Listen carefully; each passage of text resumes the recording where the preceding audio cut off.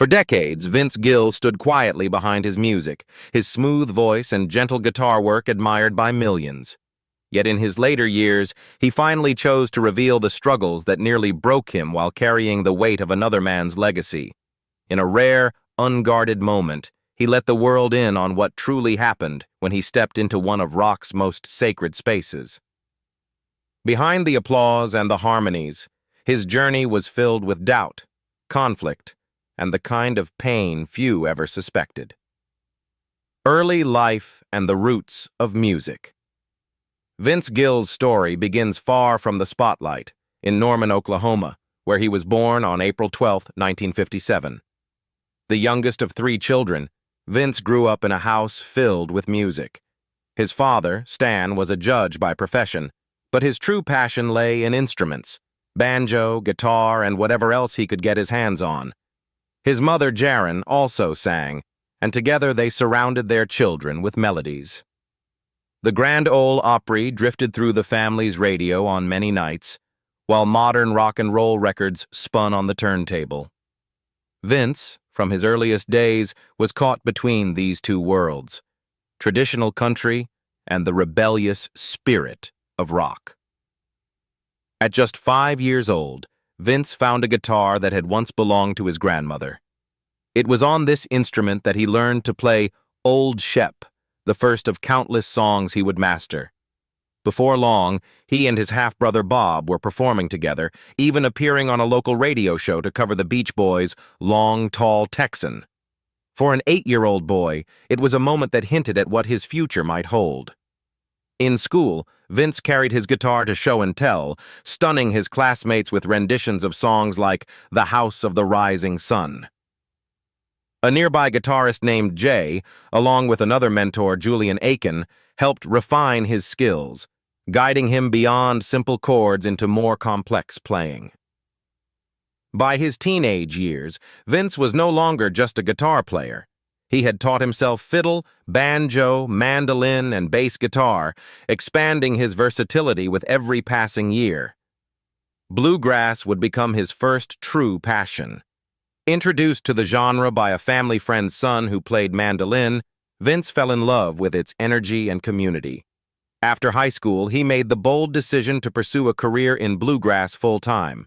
He formed his own band, Mountain Smoke, and quickly began performing locally. One of the strangest moments of his early career came when Mountain Smoke opened for the rock band Kiss.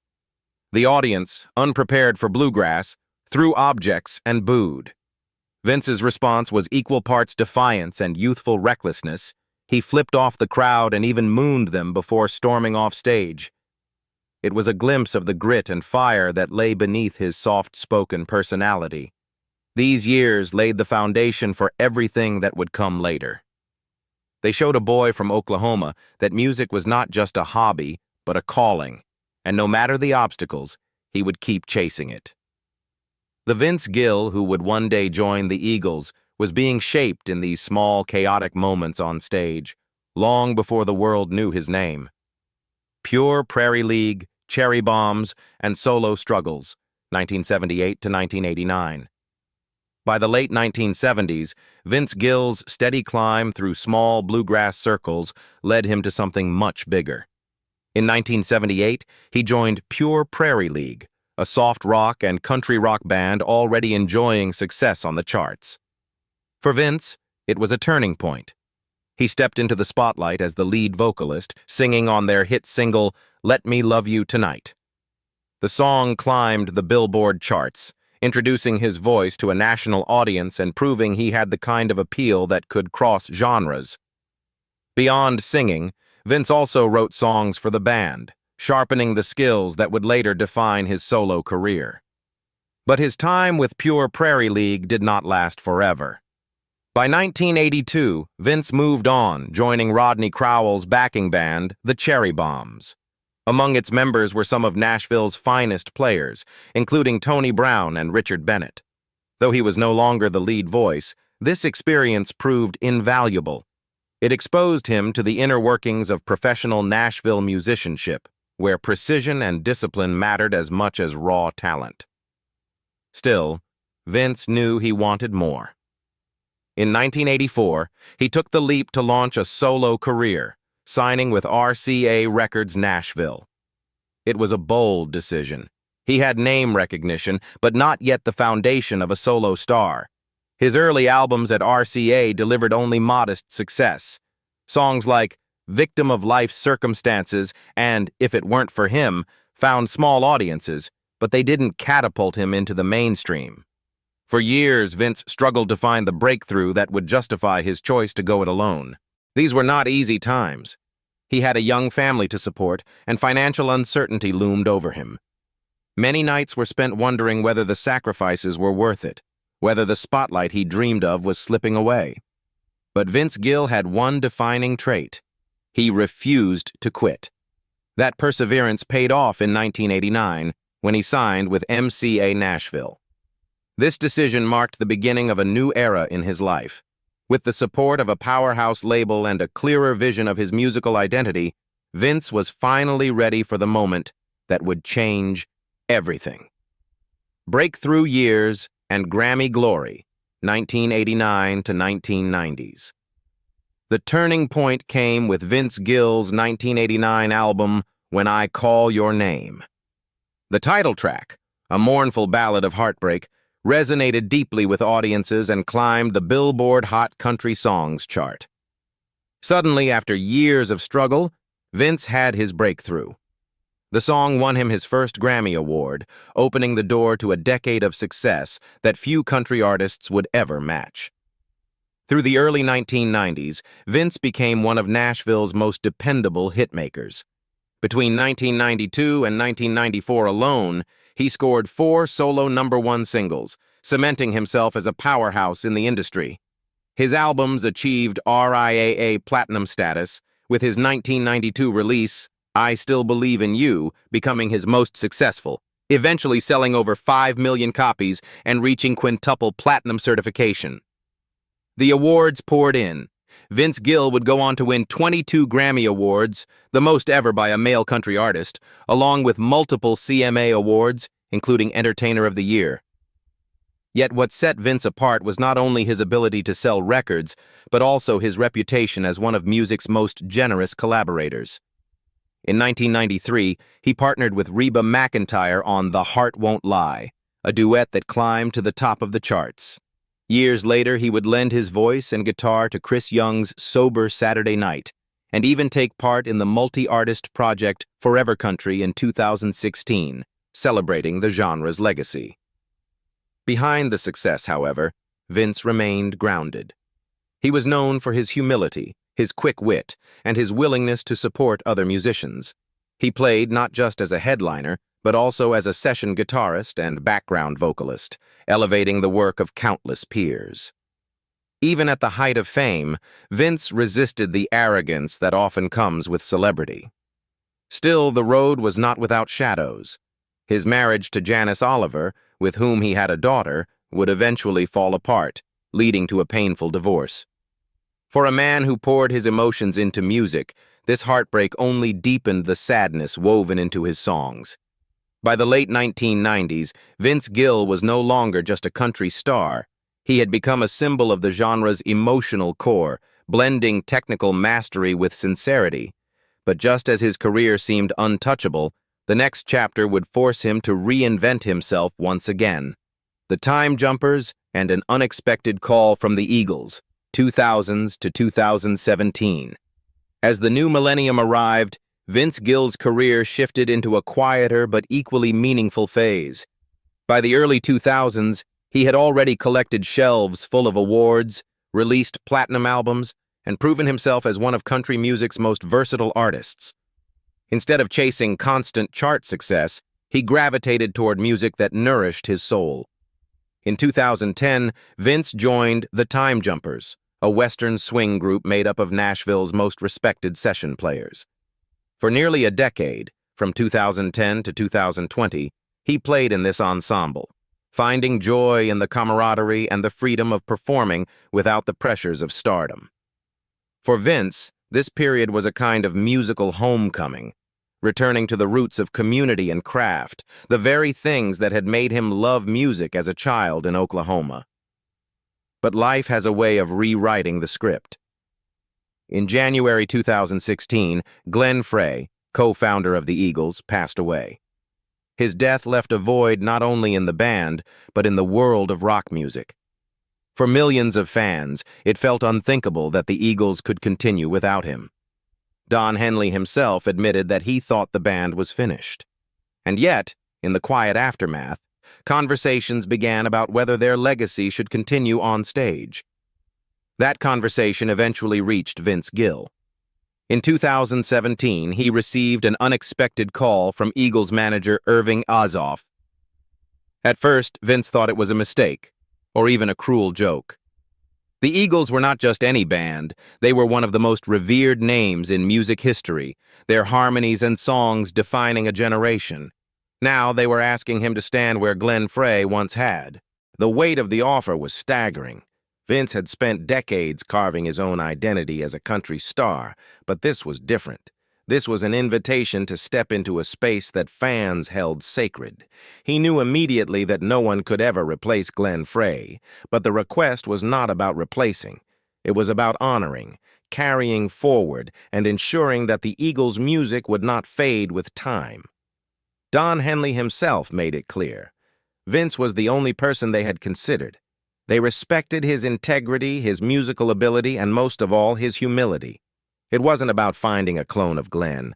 It was about finding someone who could preserve the heart of the music while adding his own truth. In 2017, Vince Gill stepped on stage with the Eagles for the first time. The moment was drenched in history and emotion. Fans listened closely, wondering whether he could possibly fit, but beneath the applause, Vince was trembling. He was about to discover that joining the Eagles would not be a smooth transition. It would test him in ways he had never been tested before. The struggles, conflicts, and almost walking away, 2017 to 2019. From the outside, Vince Gill's arrival in the Eagles seemed seamless. The harmonies blended, the shows sold out, and the audiences roared. But behind the stage lights, Vince was fighting battles no one could see. Replacing Glenn Frey in any form was an impossible task. Glenn wasn't just a founding member, he was the heart of the band. His voice, his songwriting, his very presence were woven into the Eagles' DNA. Vince knew this, and so did the fans. From the very beginning, skepticism was loud. Social media debates erupted, with some welcoming Vince's addition and others insisting the band could never be the same. Every rehearsal, every note, every performance felt like a test of whether he belonged. Inside the band, the adjustment was equally difficult. Don Henley was a strong leader with a clear vision, Joe Walsh brought his free spirit, and Timothy B. Schmidt held a calming presence. Vince, after decades as a solo artist, suddenly had to navigate the fragile balance of group dynamics. He had been used to calling the shots, but now he was learning to blend, to compromise, to fit into a family with decades of history. One rehearsal nearly broke him. The band was reworking arrangements of classic hits, and Vince suggested a subtle change to breathe fresh life into an old song. What began as a creative idea quickly escalated. Voices rose, tempers flared, and suddenly Vince found himself at the center of a storm. The weight of the criticism and the cold stares in the room left him shaken. That night, alone in his hotel room, he wondered if he had made a mistake.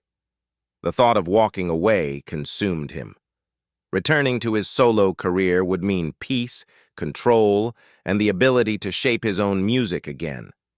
But it would also mean abandoning an opportunity to honor Glenn Frey in the most meaningful way possible, by keeping the music alive. It was Don Henley who changed everything. Sensing Vince's turmoil, Henley pulled him aside for a private conversation. Away from the tension of the rehearsal room, the two spoke openly. Henley admitted the challenges of carrying the Eagles forward and acknowledged the unique weight Vince was carrying. For the first time, Vince felt seen, not judged.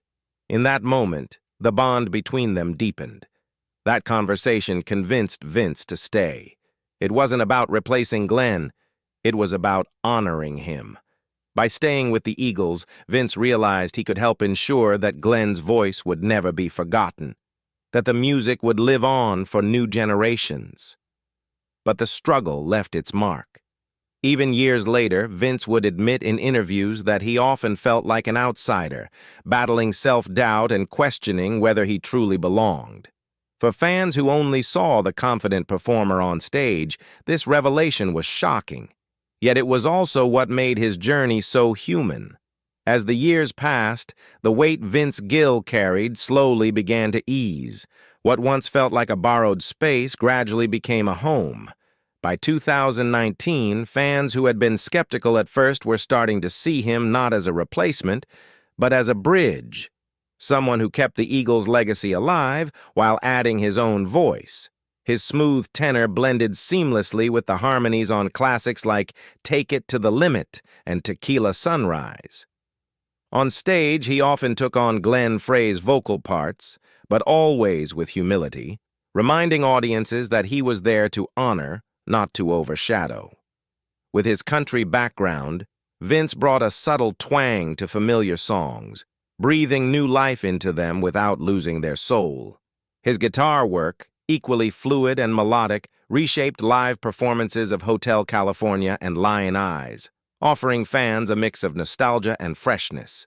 The more he performed, the more audiences understood his sincerity. Vince never claimed to be Glenn, nor did he try to mimic him. Instead, he embraced his role as a caretaker of the music. In interviews, he admitted that in the early days he felt like an outsider, but that staying in the band became a promise to Glenn's memory. Leaving would have been easier, but staying was an act of loyalty. Over time, his influence began to transform the band itself. He encouraged the Eagles to revisit arrangements, softening some songs and adding reflective touches that resonated with aging audiences. Peaceful, easy feeling took on a more introspective tone with Vince's vocals, while other classics carried the warmth of his presence. Fans noticed, and many even admitted that the band felt renewed. Behind the scenes, Vince became a source of calm. His humility balanced out the strong personalities of Henley and Walsh. Timothy B. Schmidt often praised his steady nature, which helped the band navigate the inevitable tensions of touring life. For a group that had endured breakups, lawsuits, and personal losses, Vince's quiet strength was a gift. By his late 60s, Vince Gill was no longer just the new guy in the Eagles. He had become a vital part of their story, a reminder that even after tragedy, music can find a way forward. His honesty about feeling inadequate, his perseverance through conflict, and his willingness to break his silence about the pain behind the scenes gave fans a new perspective on both him and the band. Today, when audiences hear him sing those timeless songs, they hear more than just music. They hear resilience, respect, and the weight of a legacy carried with dignity. At 68, Vince Gill stands not only as one of country music's most decorated artists, but also as the man who helped the Eagles endure after an unthinkable loss. Vince Gill's journey with the Eagles has been one of sorrow, doubt, and renewal. His story proves that even legends carry hidden struggles, and that sometimes the greatest act of strength is simply choosing to stay. Do you think Vince Gill has changed the Eagles for the better? Or do you believe the band should have ended after Glenn Frey's passing? Share your thoughts below, and don't forget to like and subscribe for more stories like this.